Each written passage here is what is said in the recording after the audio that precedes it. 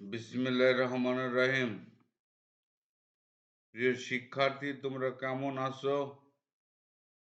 আশা করি ভালো এবং সুস্থ আছো। আমিও তোমাদের দোয়া এবং আল্লাহর রহমতে ভালো এবং সুস্থ আছি। প্রিয় শিক্ষার্থী, আজকে আমরা যে অধ্যায় সম্পর্কে জানার চেষ্টা করব সেটি হচ্ছে সম্পূর্ণ একটি নতুন অধ্যায়, স্পেনে উমাইয়া শাসন। স্পেন উমাইয়া শাসন সম্পর্কে আলোকপাত করতে গিয়ে আমাদের প্রথমত কিছু অতীত ইতিহাস জেনে আসতে হবে। প্রিয় শিক্ষার্থী, আমরা সবাই জানি আমাদের প্রাণপ্রিয় মহানবী হজরত মুহাম্মদ সাল্লাল্লাহু ইসলাম ইসলাম প্রচারের একটি ধারা শুরু করেছিলেন। সেই ইসলাম প্রচারের আদর্শকে ধারণ করে পরবর্তী খলিফারা বিশ্বের বিভিন্ন প্রান্তে ইসলামের বিজয় পতাকা উড্ডীন করেছেন। খুলাফায়ে রাশেদিনের দ্বিতীয় খলিফা হযরত উমর রাদিয়াল্লাহু আনহু এর শাসনামলে ইসলামী সাম্রাজ্যের সম্প্রসারণ বা বিস্তারের শুভ সূচনা হয়েছিল, কিন্তু এর পরিপূর্ণতা লাভ করেছিল উমাইয়া শাসনামলে। উমাইয়া খলিফা আল ওয়ালিদের শাসনামলে মূলত ইসলামী সাম্রাজ্য সমৃদ্ধি ও সম্প্রসারণ হয়েছিল। তাঁর রাজত্বকাল ছিল 705 থেকে 715 খ্রিস্টাব্দ পর্যন্ত। তার সময়ে সাম্রাজ্য সম্প্রসারণের চূড়ান্ত রূপ ধারণ করে বা চূড়ান্ত রূপ লাভ করে।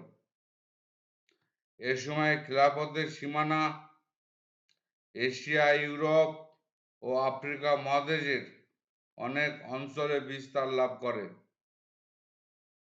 আল ওয়ালিদের এই কার্যে সহযোগিতা করেছিলেন মূলত তিনজন সেনাপতি। তন্মধ্যে কুতাইবা বিন মুসলিম মধ্য এশিয়ায়, সেনাপতি মুহাম্মদ বিন কাসিম ভারতের সিন্ধু পর্যন্ত বা সিন্ধু বিজয় করেছিলেন। আর একজন সেনাপতি ছিলেন মুসা বিন নুসাইর, তিনি উত্তর আফ্রিকায় উমাইয়া শাসন প্রতিষ্ঠা করেছিলেন। মুসা বিন নুসাইরকে মূলত সাহায্য করেছিল বারবার সেনাপতি তারিক বিন জিয়াদ। তারিক বিন জিয়াদ এবং মুসা বিন নুসাইর এই দুইজন ব্যক্তি মূলত স্পেন দখল করেছিল বা স্পেনে মুসলিম শাসন প্রতিষ্ঠা করেছিলেন। তাদের প্রতিষ্ঠিত মুসলিম শাসন স্পেনে 780 বছর স্থায়ী ছিল। যাই হোক, প্রিয় শিক্ষার্থী, এই যে স্পেনে মুসলিম শাসন প্রতিষ্ঠা হলো, এটা করতে গিয়ে খলিফা আল ওয়ালিদ যে ভূমিকা পালন করেছিলেন সেটা ছিল উল্লেখযোগ্য, তাৎপর্যপূর্ণ। আর বললাম, তাকে সহযোগিতা করেছিল মূলত তিনজন সেনা প্রধান। তিন জনের মধ্যে মুসা বিন নুসাইরের নেতৃত্বেই এবং তারিক বিন জিয়াদের অভিযানের ফলে স্পেনে মুসলিম শাসন প্রতিষ্ঠিত হয়েছিল। যাই হোক, প্রিয় শিক্ষার্থী, আমরা স্পেন বিজয় সম্পর্কে অবশ্যই জানব। আজকে আমরা যে পাঠটি সম্পর্কে অবগত হব, সেটা পাঠান্তে বা পাঠ শেষে আমরা যে বিষয়গুলি অবগত হব সেটি হচ্ছে স্পেন বিজয়ের প্রাক্কালে স্পেনের রাজনৈতিক সামাজিক, অর্থনৈতিক ও ধর্মীয় অবস্থা কেমন ছিল সে সম্পর্কে। পাশাপাশি স্পেন বিজয়ের পশ্চাতে যে কারণগুলি ছিল সে কারণগুলি সম্পর্কে আমরা জানতে পারব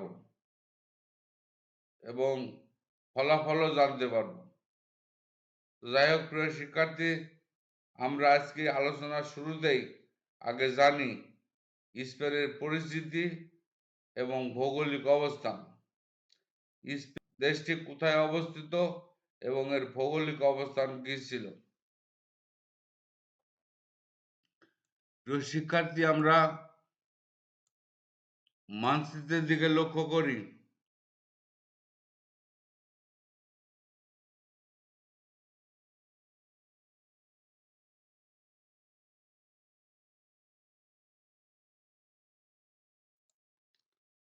দেখো এখানে দেখা যাচ্ছে এই যে একটি মানচিত্র, এটি হচ্ছে স্পেনের মানচিত্র।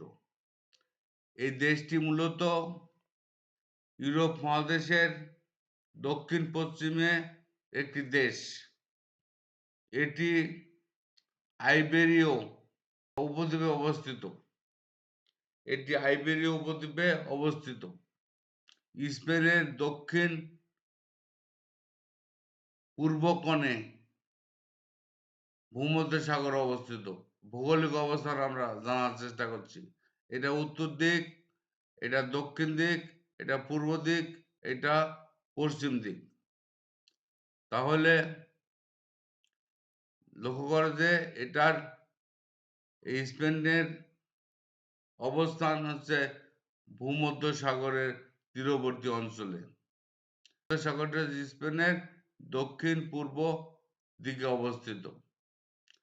এবার আসে পশ্চিম দিকে। পশ্চিম দিকে যদি আমরা লক্ষ্য করি দেখবো যে এখানে আছে আটলান্টিক মহাসাগর। মূলত পশ্চিমে আর একটি দেশ আছে পর্তুগাল, আর উত্তর পশ্চিম দিকে রয়েছে আটলান্টিক মহাসাগর। প্রিয় শিক্ষার্থী, আমি দেখাই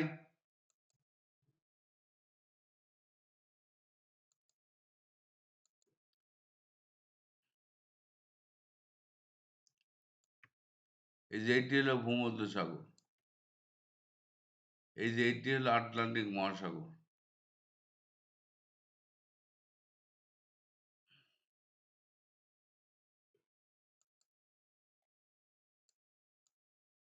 আর স্পেনের সর্বদক্ষিণে উত্তর আফ্রিকা। দেশটি তৎকালীন সময়ে যখন মুসলমানরা স্পেন আক্রমণ করে তখন স্পেনের আসল নাম ছিল আন্দালুসিয়া। এর সাংবিধানিক নাম কিংডম অফ স্পেন। এই যে প্রিয় শিক্ষার্থী, কিংডম অফ স্পেন, এই যে এটা, এর রাজধানী ছিল টলেডো।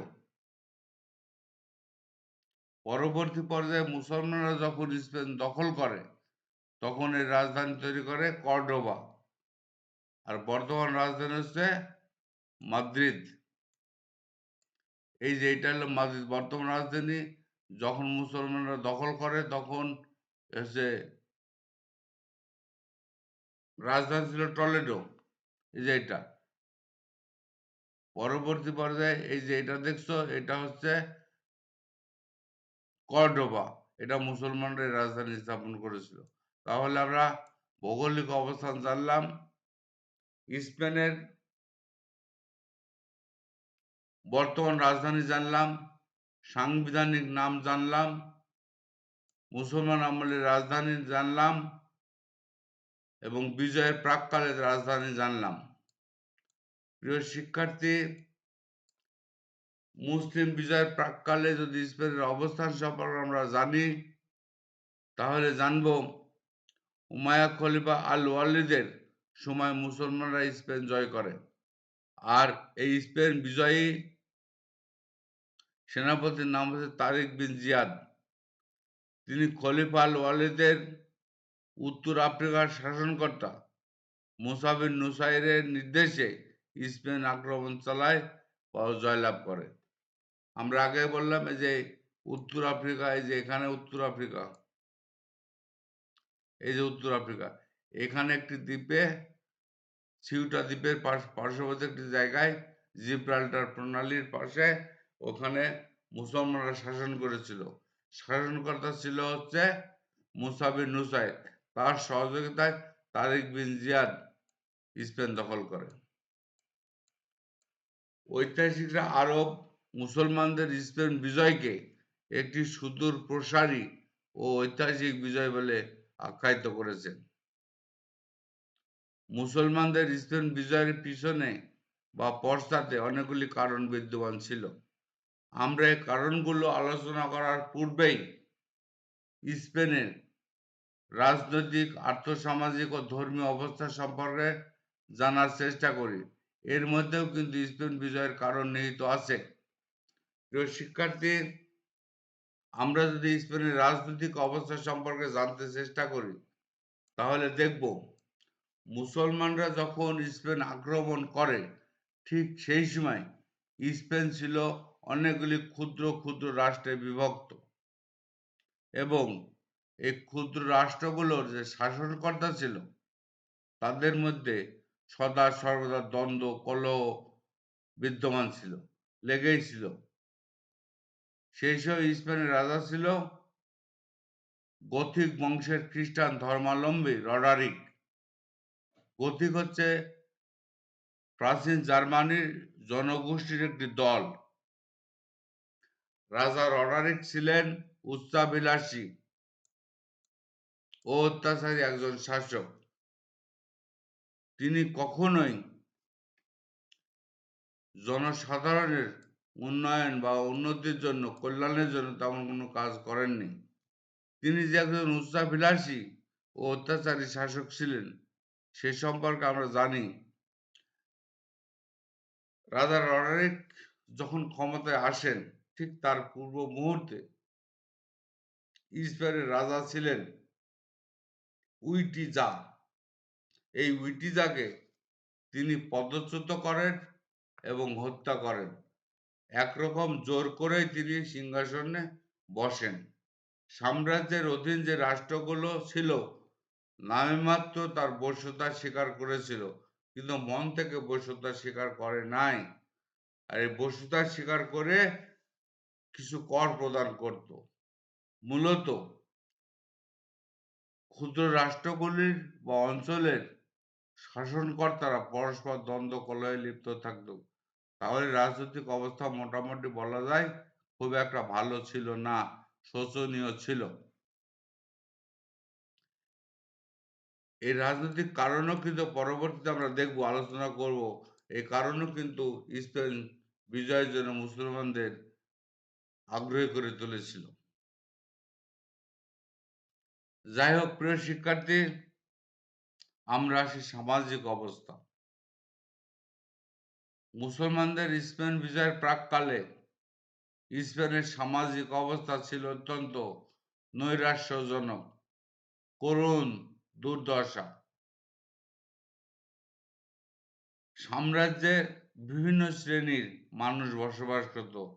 তন্মধ্যে রাজা, ক্ষুদ্র রাজ্যগুলো যে শাসনকর্তা বা শাসক, ধর্মযাজক, সামন্তরাজ, অভিজাত শ্রেণী, বর্গাদার, ভূমিদাস, যাকে আমরা সার্ভ বলি, কৃতদাস, এই শ্রেণীর লোকগুলি ওখানে বসবাস করত। এদেরকে মোটামুটি দুটি ভাগে ভাগ করা যায় বা দুটি শ্রেণীতে বিভক্ত করা যায়। এক গ্রুপে আছে শাসক শ্রেণী, এরা ছিল রাজা, ধর্মযাজক, অভিজাতরা। এদেরকে নিয়েই শাসক শ্রেণীর গঠিত হয়েছিল। এরা জাঁকজমকপূর্ণ, আড়ম্বরপূর্ণ জীবনযাপন করত, শান শৌকতের সাথে তারা জীবনযাপন করত। অপরদিকে বর্গাদার, ভূমিদাস ও কৃতদাসরা ছিল শাসিত শ্রেণীভুক্ত। বণিক, কৃষক, এই পেশাজীবী লোকদের সকল প্রকার কর দিতে হতো, ফলে তারা নিঃস্ব হয়ে পড়েছিল। কৃষকদের নিজস্ব কোনো জমি জমা ছিল না। ভূমিদাস ও কৃষকদের এবং কৃতদাসদের মূলত মানুষ বলে মনে করা হতো না। এদের জীবনে কোনো স্বাধীনতাও ছিল না। মনিবের কথা মতো সর্বদা চলতে হতো। এই যে সামাজিক প্রেক্ষাপট, এখানে মূলত দুটি শ্রেণী লক্ষ্য করলাম, একটা শাসক শ্রেণী, একটা শোষিত শ্রেণী। এই শোষিত শ্রেণীর মানুষগুলোই নিজের ভাগ্য উন্নয়নের জন্য, দুর্দশা থেকে মুক্তি পাওয়ার জন্য পথ খুঁজতেছিল এবং এক পর্যায়ে তারা সে পথ পেয়ে গিয়েছিল। আমরা পরে আসছি। অর্থনৈতিক অবস্থা, রাজনৈতিক অবস্থার কারণেও মানুষ চেয়েছিল যে আমরা একটু স্বস্তিতে থাকবো, ভালো থাকবো, নতুন শাসনের প্রত্যাশায় ছিল। আবার সামাজিক অবস্থার কথা যদি আমরা চিন্তা করি, সেদিকে লক্ষ্য করি, তাহলে আমরা দেখবো যে মানুষ তাদের বন্দিদশা থেকে মুক্তির জন্য সর্বদা পথ খুঁজতেছিল। অর্থনৈতিক অবস্থার দিকে যদি আমরা তাকাই, তাহলে দেখব অর্থনৈতিক অবস্থাও খুবই খারাপ ছিল, দুর্বল ছিল। মানুষগুলো খুব দৈন্য দুর্দশার মধ্যে বসবাস করত। এর মূল কারণ ছিল রাষ্ট্রীয় যে অর্থ, এটা যে বন্টন করবে মানুষের মধ্যে, সেই বন্টনটা ছিল ত্রুটিযুক্ত। রাষ্ট্রের সম্পদের যথেষ্ট অব্যবহার করা হতো। বৈষম্যমূলক বন্টন নীতি এবং নির্যাতনমূলক রাজস্ব নির্ধারণ, অর্থাৎ অতিরিক্ত কর নির্ধারণ, এই কারণে মানুষগুলি খুব বেকায়দায় পড়েছিল। অভিজাত শ্রেণী বা অভিজাত সম্প্রদায় ছাড়া মধ্য ও নিম্ন শ্রেণীর মানুষদের জীবনযাত্রা ছিল দুর্বিষহ, দুর্দশাগ্রস্ত। তাদের উপর অতিরিক্ত কর ধার্য করা হতো। শিল্পের উপরও অতিরিক্ত শুল্ক, যেটা সেটি কর ধার্যের কারণে ব্যবসা বাণিজ্যের প্রসার ঘটেনি। ব্যবসা বাণিজ্য এক প্রকার ধ্বংসের দ্বার প্রান্তে পৌঁছেছিল। রাষ্ট্রীয় পৃষ্ঠপোষকতার অভাবে কৃষি ব্যবস্থাও দুর্দশার মুখে পড়েছিল। যেমন আমাদের দেশে যদি এখন লক্ষ্য করে দেখব যে সরকার কৃষকদের উন্নয়নের জন্য, কৃষিকাজের উন্নয়নের জন্য এদের স্বল্প মূল্যে সার, বীজ দান করে, ভর্তুকি দেয়, কিন্তু রাজা রডারিক সেটা করে নাই। ফলে কৃষকরা দুর্দশার মুখে পড়েছিল। এক কথায় বলা যায় সামগ্রিক অর্থনৈতিক অবস্থা অত্যন্ত লাজুক ছিল। প্রিয় শিক্ষার্থী, এই যে তিনটি অবস্থা ব্যাখ্যা করলাম, এখানে যারা নির্যাতিত মানুষ বা নাগরিক, তারাই কিন্তু এই শাসন ব্যবস্থার পরিবর্তনের প্রত্যাশায় দিন গুনছিল। যাই হোক প্রিয় শিক্ষার্থী, এবার আসি আমরা ধর্মীয় অবস্থা সম্পর্কে। আমরা যদি ধর্মীয় অবস্থা জানি, তাহলে দেখব স্পেনের ধর্মীয় অবস্থা ছিল খুবই খারাপ। সাধারণ নাগরিকের ধর্মীয় কোনো স্বাধীনতা ছিল না। খ্রিস্টান ধর্মের লোক ছাড়া অন্য ধর্মের লোকদের কোনোভাবে গণনা করা হতো না এবং অন্য ধর্ম গ্রহণযোগ্য ছিল না।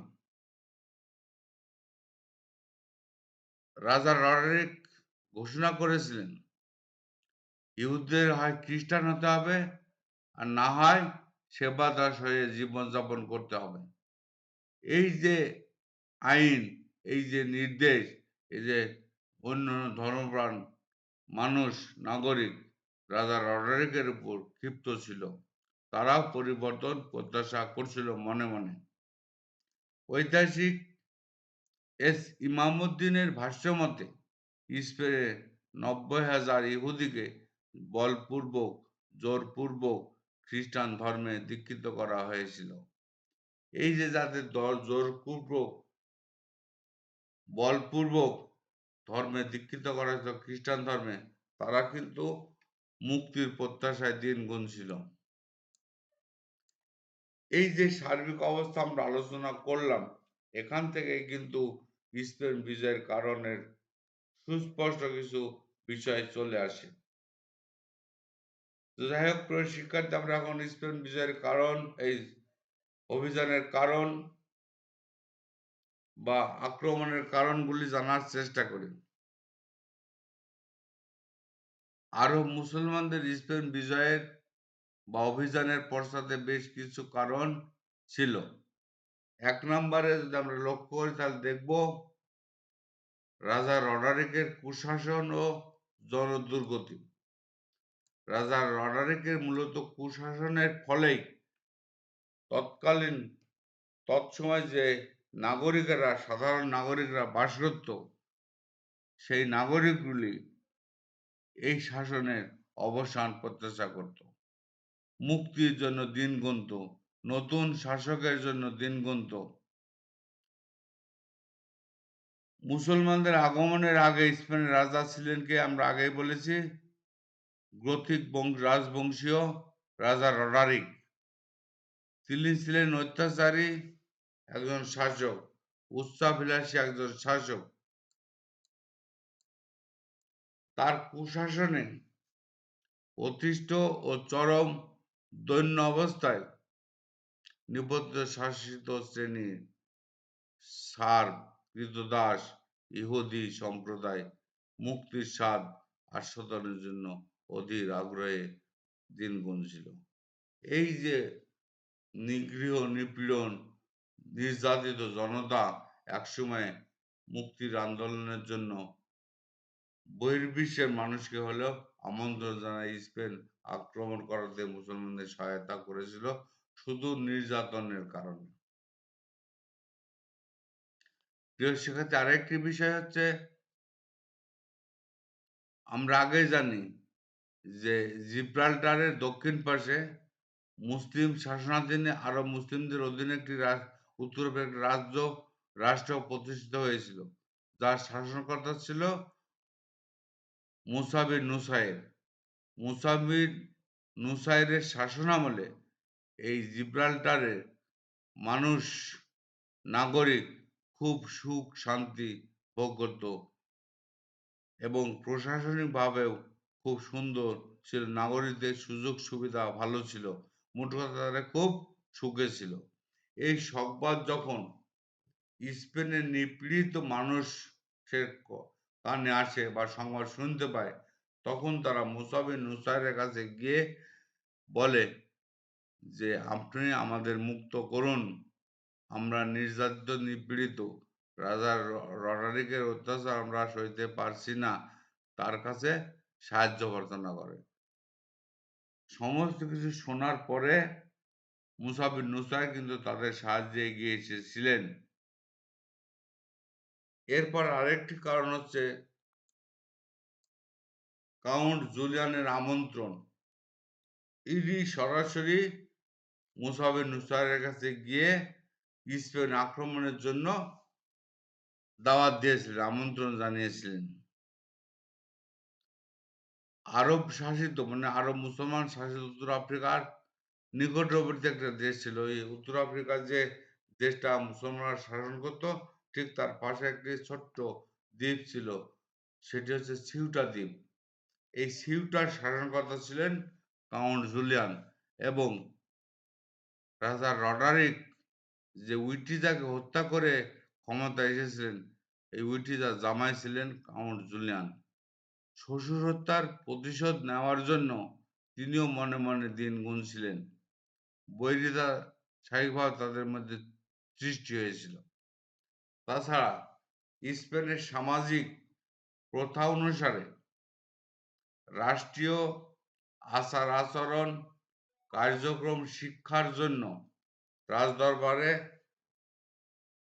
রাজপুত্র, রাজকন্যা এদেরকে প্রেরণ করা হতো। কাউন্ট জুলিয়ান তার কন্যা ফ্লোরিন্ডাকে রাজা রডারিকের দরবারে প্রেরণ করেছিলেন, কিন্তু রাজা রডারিক কাউন্ট জুলিয়ানের কন্যা ফ্লোরিন্ডার সাথে সৌজন্যমূলক আচরণ করেননি, তাকে অপমান করেছেন অসৌজন্যমূলক আচরণ করেছেন। ফলে কাউন্ট জুলিয়ানের সাথে রাজা রডরিকের সম্পর্কের অবনতি চরম আকার ধারণ করে। তখন কাউন্ট জুলিয়ান শ্বশুর উইটিজা হত্যার প্রতিশোধ এবং কন্যার অপমানের প্রতিশোধ গ্রহণের জন্য পার্শ্ববর্তী মুসলিম সাম্রাজ্য ছিল মুসা বিন নুসাইর গভর্নর ছিল, তার কাছে যে বিস্তারিত ব্যাখ্যা বিশ্লেষণ তার সাহায্য প্রার্থনা করেন এবং স্পেন আক্রমণের জন্য সকল ধরনের সহায়তা করার প্রতিশ্রুতি ব্যক্ত করেন। সব শুনে মুসা বিন নুসাইর স্পেন আক্রমণের প্রস্তুতি গ্রহণ করে এবং কাউন্ট জুলিয়ানকে বলে যে আমরা স্পেন আক্রমণ করব, অভিযান করব, তোমরা সহায়তা করো, আমরা তোমাদের সুখময় একটি শাসন দেওয়ার চেষ্টা করব। যাই হোক প্রিয় শিক্ষার্থী, পরবর্তী পর্যায়ে আরেকটি কারণ আমরা জানি, গতানুগতিক কারণ, সেটি হচ্ছে উমাইয়াদের সাম্রাজ্যবাদ নীতি। খলিফা আল ওয়ালিদের শাসনামল ছিল সাম্রাজ্যবাদ নীতি উল্লেখযোগ্য একটি বিষয়। অর্থাৎ সেই যুগটাকে বলা যায় সাম্রাজ্য সম্প্রসারণের যুগ। এই সময় হাজ্জাজ বিন ইউসুফ পূর্বাঞ্চলের অধিকার করে সেখানকার গভর্নর হয়েছিলেন। কুতাইবা বিন মুসলিম মধ্য এশিয়ায় উমাইয়া শাসন প্রতিষ্ঠা করেছিলেন। এই দুটি কাজ করার ফলে দুজন খুব খ্যাতি অর্জন করেছিলেন, সুনাম অর্জন করেছিলেন। এই ধারাবাহিকতায় উত্তর আফ্রিকার যে উমাইয়া গভর্নর ছিল মুসা বিন নুসাইর, তার মধ্যে খ্যাতি অর্জনের আকাঙ্ক্ষা দেখা দেয়। আর খ্যাতি অর্জনের জন্যই তিনি স্পেন জয়ের পরিকল্পনা করেন এবং তার খ্যাতি বৃদ্ধির চেষ্টা করতে থাকেন।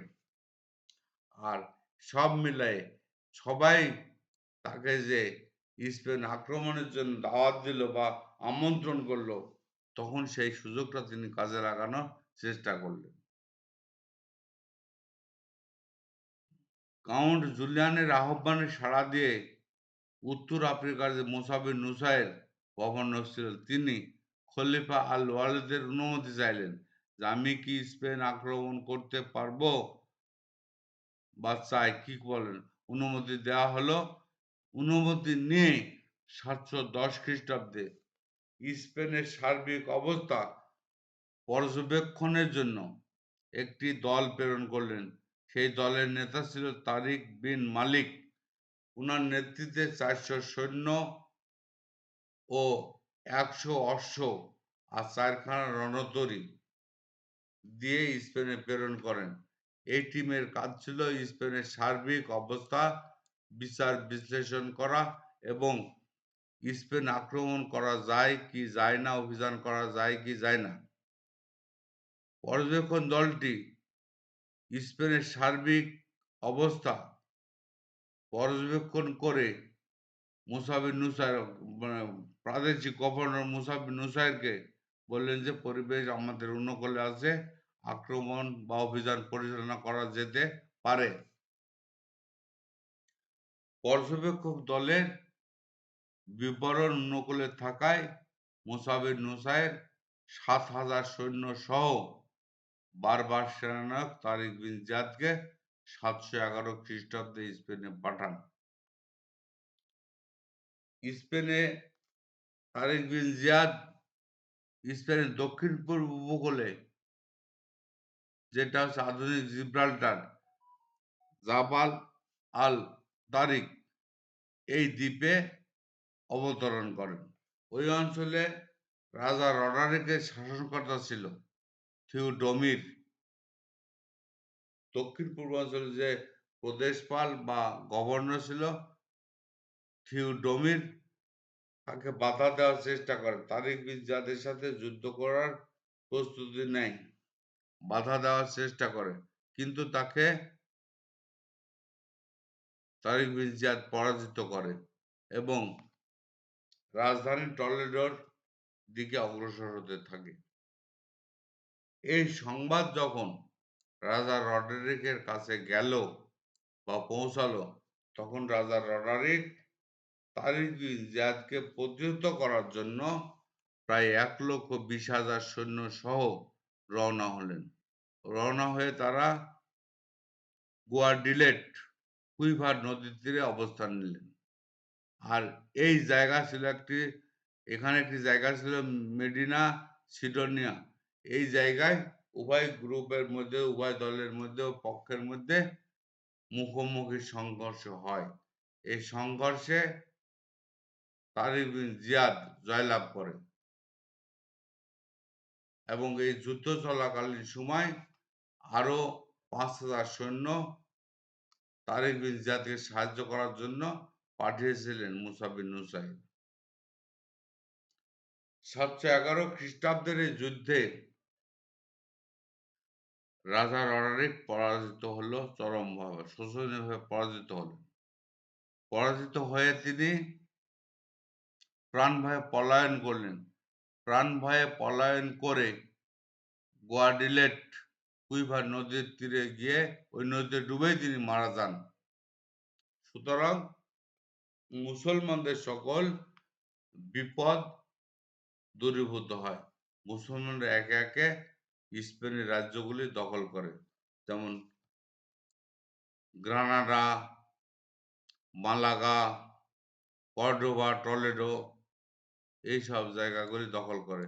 পরবর্তী পর্যায়ে তারিকের এই জয়ে মুসা বিন নুসাইর খুশি হয়, হয়ে উনি নিজেই আবার স্পেনে যান। উনি গিয়ে ওখানে বেশ কিছু জায়গা দখল করেন। সেটা হচ্ছে সেভিল, মেরিডা, কারমোনা, এই শহরগুলি তিনি দখল করেন। এভাবে 712 থেকে 715 খ্রিস্টাব্দ পর্যন্ত খ্রিস্টান অধ্যুষিত স্পেনের বিভিন্ন অঞ্চল মুসলিম সাম্রাজ্যভুক্ত হয়। এভাবে স্পেনে মুসলিম সাম্রাজ্য প্রতিষ্ঠিত হয় এবং ইসলামের পতাকা উড্ডয়ন ঘটে।